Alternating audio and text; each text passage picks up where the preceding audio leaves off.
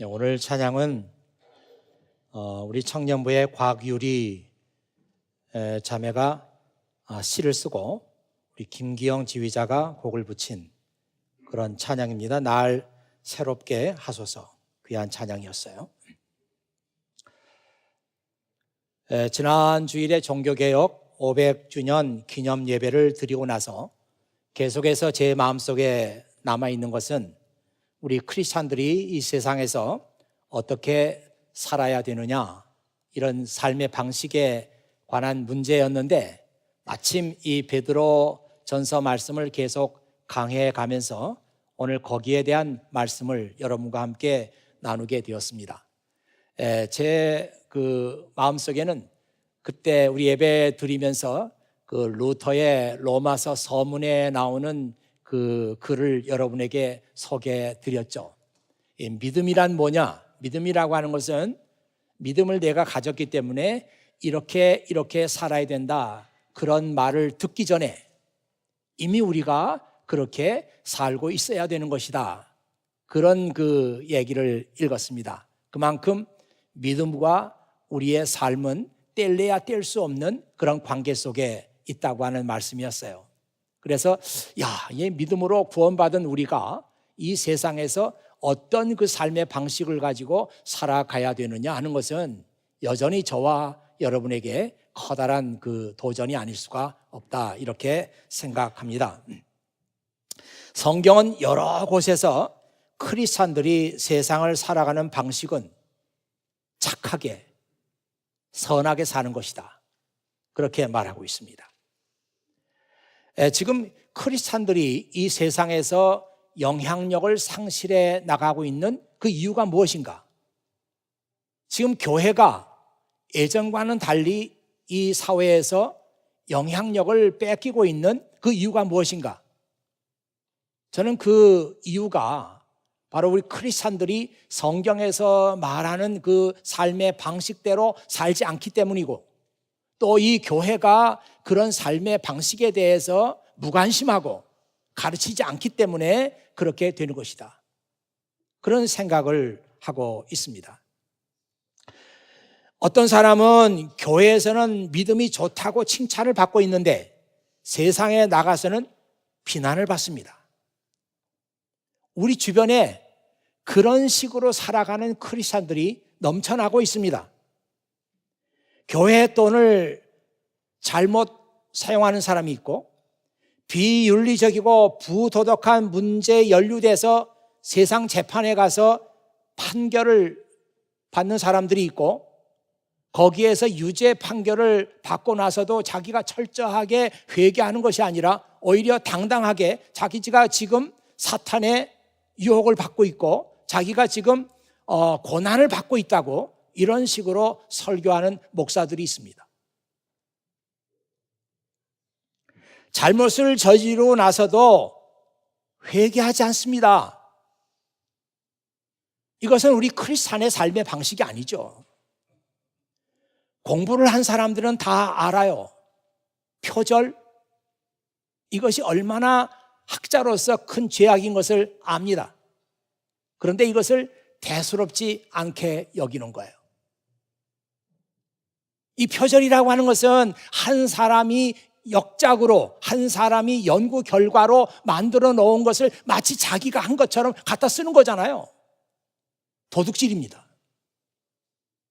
근데 그걸 하고서도, 지적받고서도 아무렇지도 않게 여기는 거예요.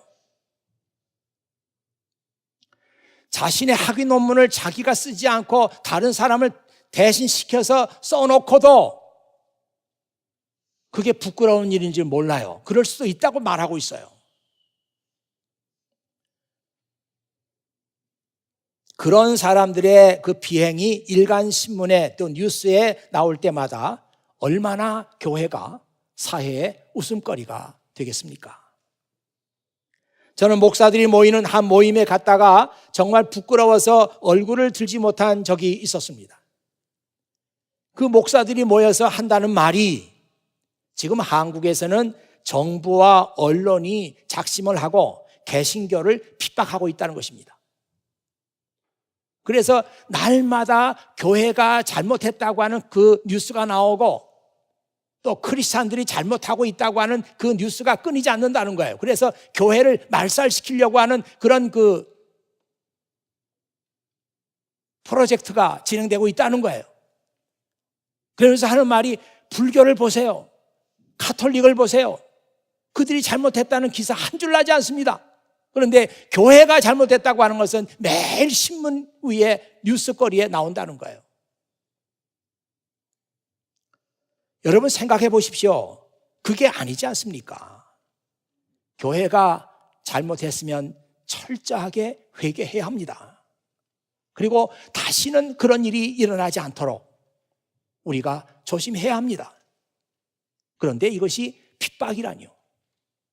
이것이 교회를 말살시키려고 하는 그런 정책에 의해서 이런 일이 벌어지고 있다니요. 이건 말이 안 되는 거잖아요.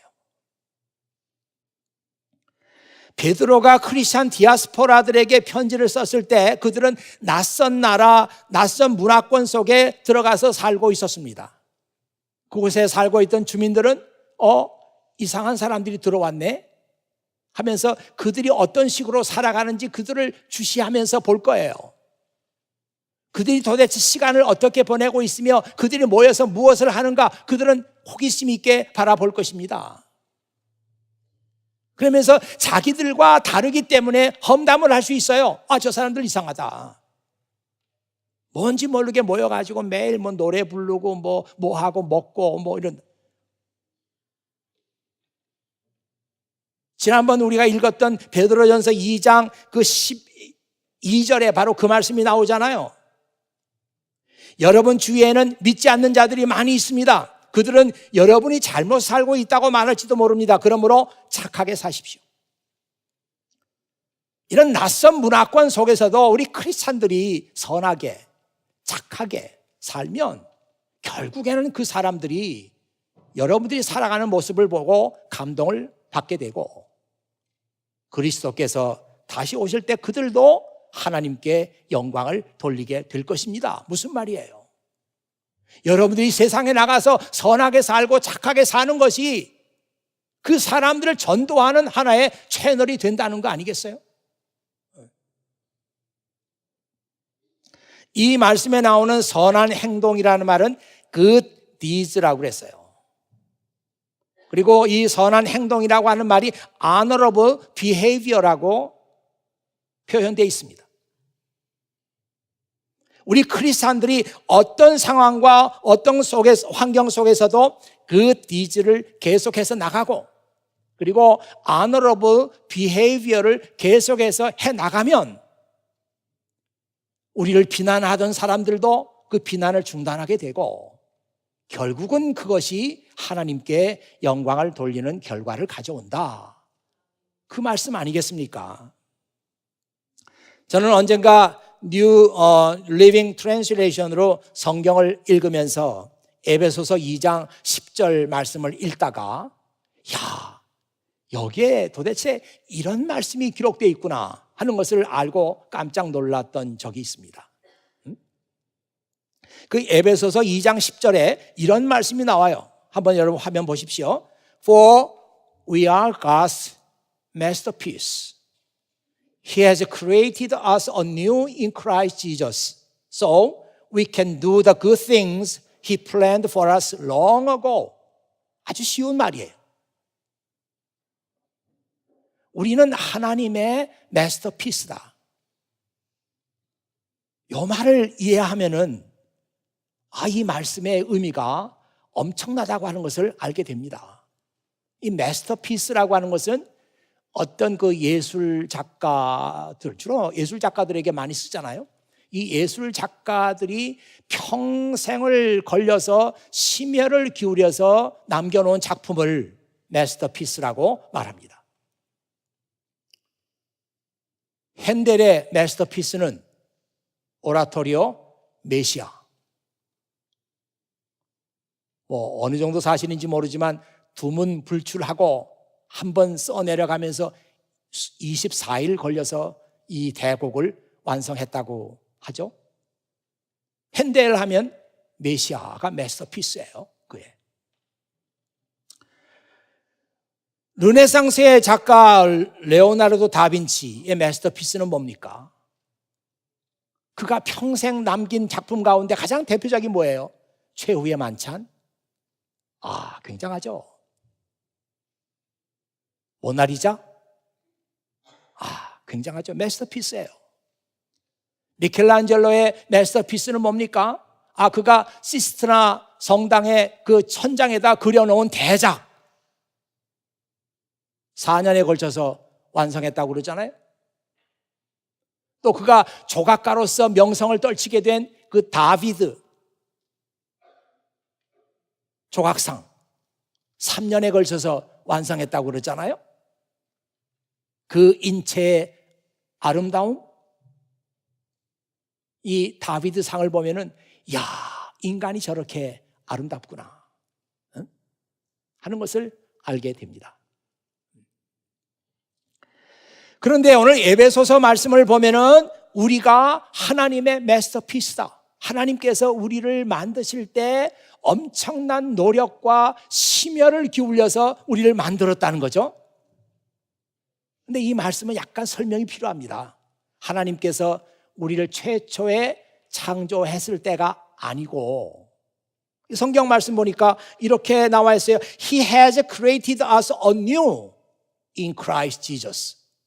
하나님께서 예수 그리스도 안에서 우리를 created anew, 새롭게 창조하신 거예요. 죄인인 우리를 구원하시기 위해서 그의 아들 예수 그리스도를 우리에게 보내주시고, 그가 우리를 위해서 화목 제물이 되셨어요. 그가 우리를 위해서 죽으셨어요. 하나님께서는 죄인인 우리를 구원하시기 위해서 엄청난 희생과 대가를 지불하셨어요. 그래서 우리가 그 대가로 말미암아, 그 은혜로 말미암아 우리가 하나님의 자녀가 되고 죄로부터 용서를 받았습니다. 그런데 하나님께서 우리가 하나님의 마스터피스라고 말하잖아요. 그 하나님께서 죄인인 우리를 구원하시기 위해서 얼마나 마음을 쓰시고 얼마나 많은 희생과 대가를 지불하시고 우리를 얻었어요. 우리는 하나님의 마스터피스입니다. 그래서 우리는 하나님께서 오래전부터 계획해 놓으신 대로 we can do good things, 우리가 그 착한 일들을 할 수 있게 됐습니다. 결국 이 말씀을 보면은 하나님께서 예수 그리스도 안에서 우리를 구원하신 목적은 우리가 이 세상에 나가서 착한 일을 하고 선한 삶을 살도록 하기 위해서 우리를 그렇게 구원하신 거예요. 안타까운 일 중에 하나는 자기가 구원받은 것을 알고 감사하는 사람은 많은데, 그러므로 하나님께서 나를 구원하신 목적이 내가 이 세상에 나가서 아무렇게나 살지 않고, 세상에 나가서 눈가림으로 살지 않고, 세상에 나가서 선하게 살고, 세상에 나가서 착한 삶을 살라고 하나님께서 나를 구원하셨구나, 여기까지 생각하는 사람들이 별로 없어요.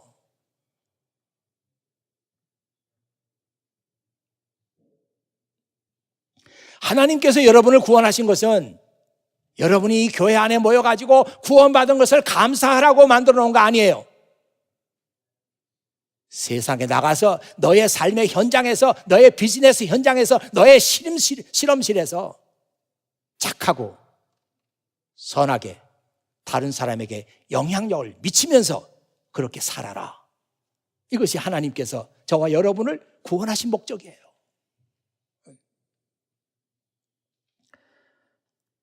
이 베드로 전서가 다 끝나면 베드로 후서로 넘어가잖아요.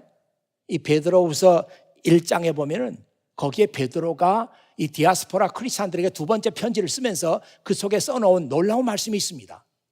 베드로 후서 1장 5절에서 9절에 보면 이런 말씀이 나와요. 믿음만 있으면 그만이라고 여기고 더 이상 아무것도 추구하지 않는 사람은 장님이든지 또한 심한 근시입니다. 그런 사람은 하나님께서 선한 삶을 살 수 있도록 죄에 물든 옛 생활에서 구원해 주셨다는 것을 까맣게 잊어버린 사람입니다. 아마 베드로 생각에는 이 디아스포라 크리스찬들이 그 낯선 문화권 속에 들어가서도 하나님께서 나를 이 목적을 따라서 구원해 주셨다, 이것을 알고 그 이방 사람들 사이에서 선하고 착한 삶을 살기를 원했어요. 그런데 그렇게 살지 않는 사람들이 많이 있다는 것을 알고 이 편지를 쓴 거 아닙니까? 지금으로부터 2000년 전에 쓴 편지인데 이 편지에 쓰여 있는 이 말씀이 오늘 우리들에게도 그대로 적용되고 있어요. 우리 가운데 정말 하나님께서 나를 구원해 주셨습니다, 나는 믿음으로 구원받았습니다, Justification by faith 하면서 이 사실을 아는 사람들은 많은데 왜 하나님께서 나를 의롭다고 하시고 왜 하나님께서 나를 구원하셨는가? 이 세상에 나가서 착하고 선한 삶을 살라, 이것이 하나님의 목적이었어요. 그 마음속에 여전히 죄가 있고 하나님과의 관계가 막혀지고 하나님과 소통이 되지 않으면 착한 삶을 살 수 없으니까 예수님 보내주시고 우리를 죄에서부터 구원하시고 이제는 내가 이 세상에 나가서 착하고 선한 삶을 살 수 있겠다. 그래서 하나님께서 우리를 구원하신 거 아니에요. 저는 오늘 베드로전서 본문 말씀을 묵상하면서 크리스찬의 선한 삶이라고 하는 것은 도대체 무엇이냐 하는 것을 묵상하면서 여러분과 함께 두 가지 말씀을 나누고자 합니다. 첫째는 이 크리스찬의 선한 삶이라고 하는 것은 다른 사람들과 화평하게, 다른 사람과 평화롭게, 다른 사람과 조화를 이루면서 살아가는 거예요. 뭐 사실 아무것도 아닌 말처럼 들리죠? 아니에요. 여러분은 이 세상에 나가서 그 불신자가 됐던 신자가 됐던 어떤 사람들 가운데 여러분이 들어가면 여러분들이 그 사람들과 평화롭게 조화를 이루면서 살아갑니다. 서로 싸우고 서로 헐뜯고 서로 비방하고 험담을 하던 사람들 사이에 여러분이 들어가면 그 자리에 평화가 임하는 거예요. 이것이 크리스찬의 삶이다. 서로 불화하고 서로 화목하지 못한 사람들 사이에 여러분이 들어가면 새로운 질서가 생기는 거예요. 이것이 크리스찬의 삶이다. 그래서 오늘 말씀을 보니까 그 17절 말씀에 그런 말씀 나오죠. 모든 사람을 존중하고 하나님 안에서 형제 자매를 사랑하며 하나님을 두려워하고 왕을 존경하십시오. 또 13절 14절 말씀에는 이 세상의 권위를 가진 사람들에게 복종하십시오. 그렇게 하는 것이 주님을 위한 것입니다. 최고의 권위를 가진 왕께 복종하십시오. 어떤 사람은 이 말씀을 읽으면서 난 여기 동의할 수 없어, 그렇게 생각하는 사람들이 있을 거예요.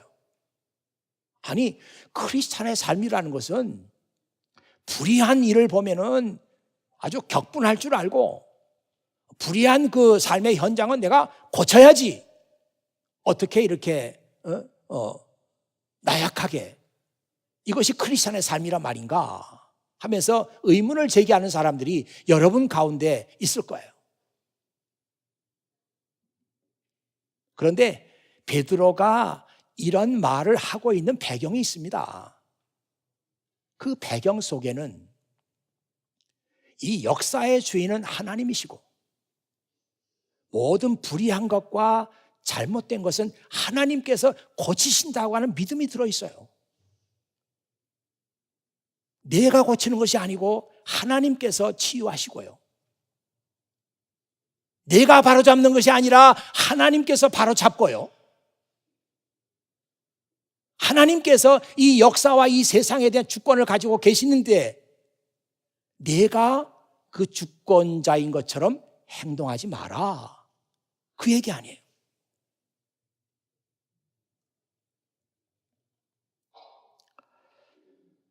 자, 제가 성경을 읽어보면은 성경 어디에도 야, 이건 불의한 일이니까 이건 뭐 진짜 뜯어고쳐야 된다, 때려 엎어야 된다, 이렇게 말하고 있는 곳은 하나도 없어요. 성경 어디에도 폭력을 정당화하는 곳은 없습니다. 제가 이 말씀 묵상하면서 그 재밌는 생각을 한 것이, 예수님의 제자 가운데 여러 부류의 사람들이 있잖아요. 근데 시몬이라는 사람이 있는데, 이 시몬은 누가복음 6장 15절에 보면은 열심당 출신이다. The zealot 출신이라고. 이 zeal이라고 하는 말이 그 열심이라는 그 뜻이 있는 단어잖아요. zealot 그러면은 이제 그런 사람끼리 모여가지고 한 그룹을 만든 것입니다. 시몬이라는 사람은 그 그룹 멤버였다는 거예요. 근데 이 zealot이라고 하는 사람들은 폭력을 정당화해요. 그리고 살인도 서슴지 않아. 그래서 항상 이 사람들은 테러를 일으키는 거예요. 2000년 전에도 그런 사람들이 있었어요. 그런데 이 질랏 멤버 중에 하나인 시몬이라는 사람이 예수님의 제자가 됐잖아요. 근데 신기한 것은 이 시몬이 무슨 일을 그 후에 제자가 돼가지고 어떻게 했다고 하는 단 한 절의 구절도 없어요. 다만 예수님의 제자 12명이 나올 때 이 사람은 열심당 출신이었다 하고 딱 한마디, 더 이상 나오지 않아요. 저는 그런 생각을 해봤어요. 왜 이 과격한 테러리스트가 예수님의 제자가 됐는데 성경에는 그가 활동한 일이 하나도 나오지 않았을까? 전 그렇게 생각해요. 이 사람이 3년 동안 예수님의 제자로서 예수님께서 하시는 말씀을 듣고 예수님께서 하시는 일을 다 목격하면서, 야, 세상을 바꾸는 것은 내가 지금까지 해왔던 이 방법이 아니었구나. 정말 세상은 내가 예수님 안에서 발견한 그 일들을 통해서 세상이 바뀐다. 이런 믿음이 있었기 때문에 그가 테러를 어디서 저질렀다든지 사람을 죽였다든지 방화를 했다든지 이런 구절은 한 구절도 나오지 않는 것이 아닌가, 그런 생각을 해봤습니다. 성경을 읽는 그 누구도 성경에서 폭력을 정당화할 수 있는 근거를 발견하지 못합니다. 위대한 영혼이라고 칭찬을 받는 마하트마 간디, 그는 성경 말씀을 읽으면서 그 말씀 속에서 비폭력, 무저항의 정신을 발견했어요. 그때 인도는 영국의 식민지로 있었습니다. 그 영국에 대한 인도인들의 반감이 하늘을 찌르고 있었어요. 어떻게 영국으로부터 우리가 독립할 것인가? 그것이 시대의 과제였어요. 그때 이 마하트마 간디는 성경 속에서 비폭력, 무저항의 정신을 발견하고 인도 사람들을 그렇게 이끌었어요. 결국은 영국의 식민지에서부터 그들은 벗어났습니다.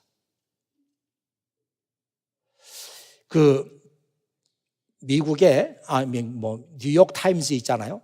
뉴욕 타임즈가 있는데 1999년 4월 18일자 맞을 거예요. 제가 확인을 안 해봤습니다만 맞을 거예요.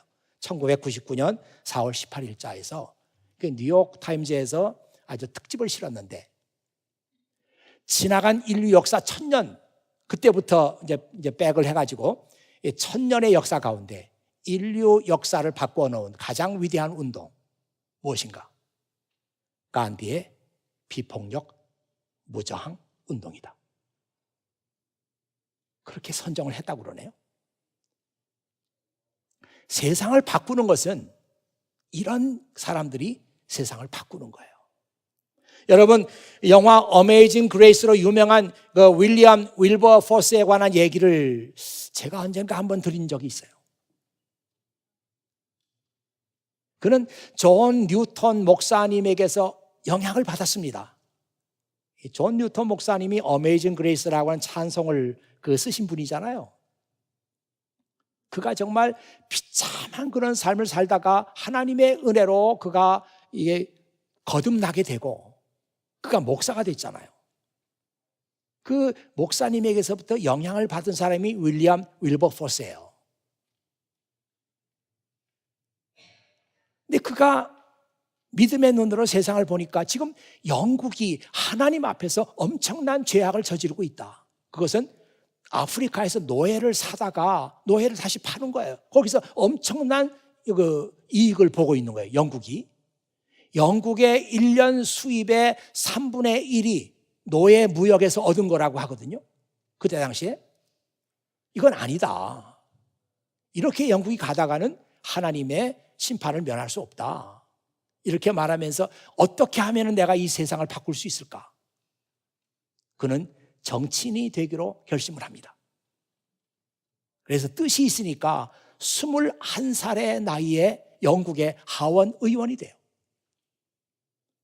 그때부터 그는 한 해도 걸르지 않고 영국이 지금 시행하고 있는 노예 무역법을 폐지하기 위해서 청원서를 냅니다.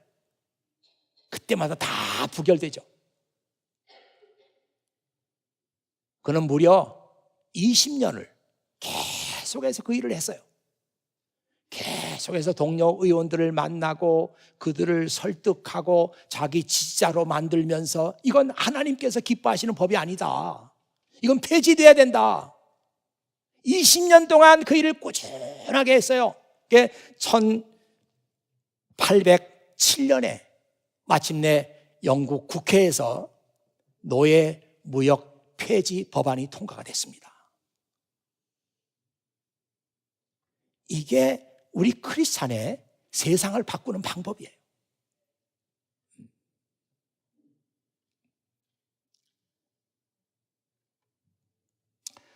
여러분 가운데 성격이 급한 사람은 성경에 나와 있는 크리스찬의 삶의 방식에 동의하지 않을 수가 있습니다. 그러나 이 역사를 보더라도 세상은 폭력을 통해서 변화됐다는 그런 기록은 없습니다. 우리 크리스찬은 할 수만 있다면 모든 사람과 평화하게 지내고 이것이 세상을 바꿀 수 있는 힘이라고 우리는 믿고 있어요. 두 번째로 우리 크리스찬들은 사랑으로 악을 이긴다고 하는 생각을 합니다. 악은 악으로 이기는 것이 아니라 사랑으로 악을 이긴다. 이것이 우리 크리스찬의 두 번째 삶의 방식이에요. 여러분 고린도전서 16장 14절에 보면은 짧게 이런 말이 나옵니다. Do everything in love. Do everything in love. 아주 짧은 구절인데요. 저는 이 구절을 읽을 때마다 정말 이게 엄청난 말씀이라는 것을 고백하지 않을 수가 없어요. 우리 크리스찬은 어떤 일을 시작할 때나 어떤 일을 마칠 때나 그 과정에 있어서나 항상 love, in love, 사랑 안에서 그 일을 해야 된다.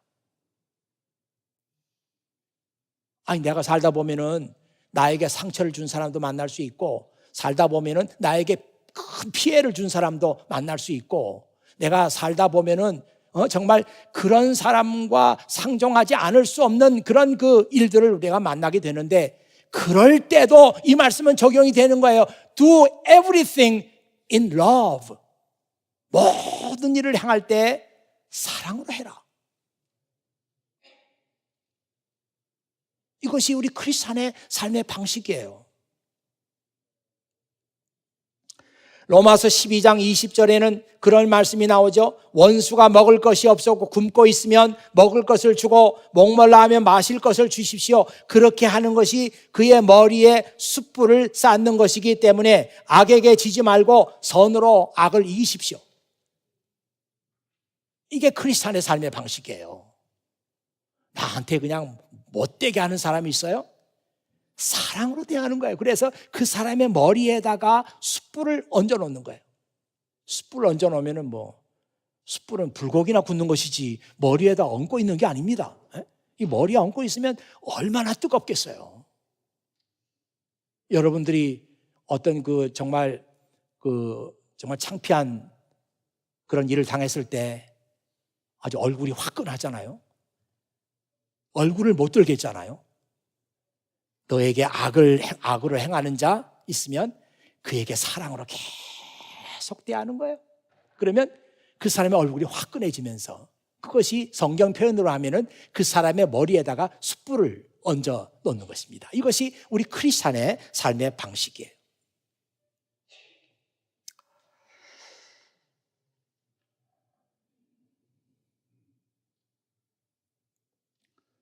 제가 이 설교 준비하면서 뭐 여러 가지 그 자료들도 많이 보고 이렇게 했는데, 이 로마의 그 황제들 가운데 기독교를 가장 박해했던 황제 10명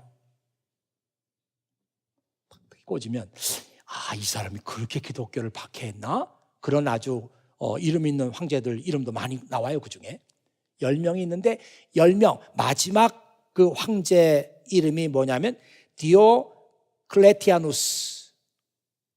이 사람은 284년에서 305년까지 황제로 있었습니다. 그 사람은 진짜 기독교를 완전히 그 지구상에서 없애야 된다. 그래가지고 기독교인들 박멸하려고 했던 것이 이 사람이에요. 가장 그 박해를 심하게 했다고 그렇게 기록에는 나와 있네요. 네로가 아니고 이 사람이 제일 마지막 기독교를 박해했던 10명 꼽으면 마지막 꼽히는 사람이 그 디오클레티아누스라고 합니다. 그런데 여러분 가만히 그 사람이 황제로 있었던 기간을 보면은 284년에서 305년, 거기서 8년 그죠? 8년만 되면은 313년이 되는데, 313년이면 콘스탄티누스 황제가 기독교를 로마의 국교로 인정했던 그런 해입니다. 그때가. 그런데 그 8년이라는 간격이 있는데요, 이 8년 속에 로마의 황제가 여러 명이 있었어요. 어떤 때는 황제가 아직 살아있는데도 다른 사람이 또 황제예요. 그래서 황제가 2명인 적도 있었어요.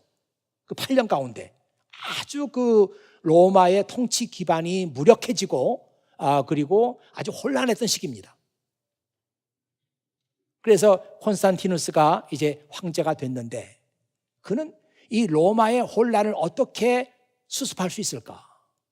그걸 생각하면서 기독교를 생각한 거예요. 기독교의 그 사랑의 정신을 가지고 이 로마가 다시 하나로 묶여야 된다. 이런 생각하면서 국교로 이 기독교를 정했던 것입니다. 그렇게 심한, 역사상 그렇게 심한 박해와 핍박을 받았음에도 불구하고 이 기독교는 그렇게 사랑으로 로마를 대했던 거예요. 결국은 기독교가 로마를 정복했습니다. 사랑으로 악을 정복한 거예요. 사랑이 이긴 거예요. 미움이 이긴 것이 아니고 사랑이 이긴 거예요.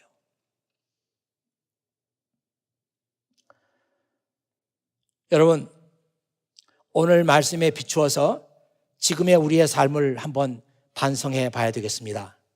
나는 정말 성경에서 말하고 있는 크리스찬의 삶의 방식을 따라서 올바로 살고 있는가? 여러분들에게도 여러분의 악하게 대하는 사람들이 있고, 여러분에게 손해를 끼친 사람이 있고, 여러분에게 상처를 주는 사람이 있어요. 나는 그 사람들을 대함에 있어서 이 크리스찬의 삶의 방식을 따르고 있는가? 우리 스스로 이 말씀을 생각해 봐야 되겠습니다. 성경은 이렇게 말하고 있는 거예요. 내가 있는 곳이 어떤 곳이든 어떤 환경이든 어떤 상황이든 상관없이 크리스찬은 이 삶의 방식을 유지해야 된다는 거예요. 이 방법이 옳다. 이 방법이 세계를 바꾸고, 이 방법이 결국은 상대방의 머리에다가 숯불을 얹어 놓는다. 이렇게 생각하면서 이 길을 가라는 거예요. 지금 2000년 전에 베드로가 디아스포라 크리스찬들에게 여러분이 알지 못하는 그 땅에 들어가 살지만 여러분들은 이렇게 살아가십시오. 그래야 그 사람들을 하나님께로 인도할 수가 있습니다. 이렇게 말하고 있는 거잖아요.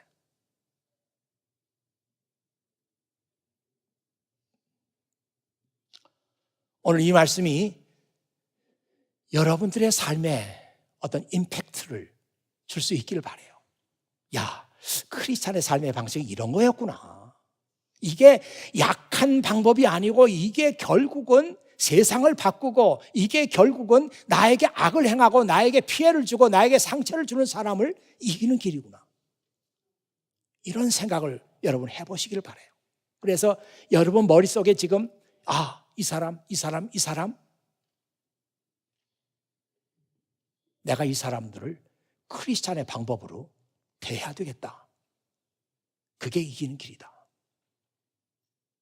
이런 생각을 여러분들이 할 수 있다면 얼마나 좋겠습니까? 여러분의 삶의 현장에서, 가정에서, 직장에서, 비즈니스 현장에서 이 크리스찬의 삶의 방식을 여러분이 따를 수 있는 그런 은혜가 있기를 바라요. 교회 안에서만 믿음을 가진 것이 아니라 너희가 이 세상에 나가서도 살아야 될 크리스찬의 삶의 방식이 있다. 이것이다.